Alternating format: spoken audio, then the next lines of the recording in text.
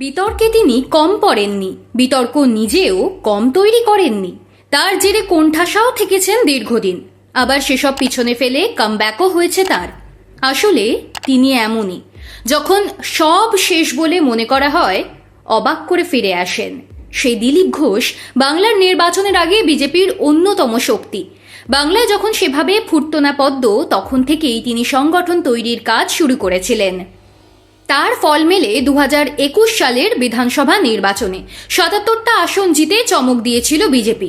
CPIM কংগ্রেসকে পিছনে ফেলে শাসক দলের প্রধান বিরোধী শক্তি হয়ে ওঠে তারা। এরপর জল অনেক গড়িয়েছে গঙ্গা দিয়ে।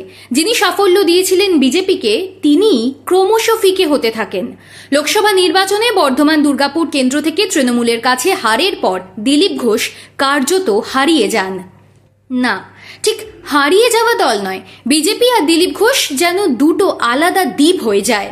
সেখান থেকে আবার প্রত্যাবর্তন হয়েছে তার। শ্রমিক ভট্টাচার্য বঙ্গ সভাপতি হওয়ার পর থেকেই দলে দিলীপের গুরুত্ব বেড়েছে। কেন্দ্রীয় কমিটিও বুঝেছে নিচু তলার সংগঠনে দিলীপের জোর অনেক বেশি।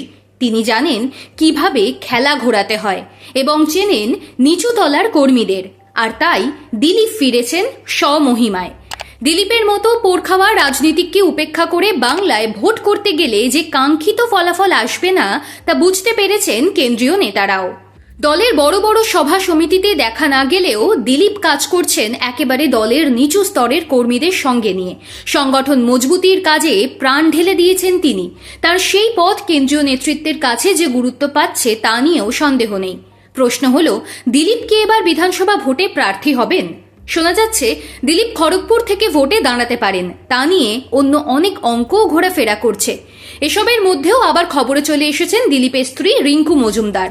তিনিও বিজেপির একনিষ্ঠ কর্মী, দীর্ঘদিন দল করছেন। সেই রিঙ্কু বিজেপির হয়ে প্রার্থী হতে চান আসন্ন বিধানসভা নির্বাচনে। শোনা যাচ্ছে রাজারহাট নিউটাউন আসন থেকে তিনি প্রার্থী হতে আগ্রহ প্রকাশ করেছেন। এতেই শেষ নয়, তিনি বায়োডাটাও জমা করেছেন।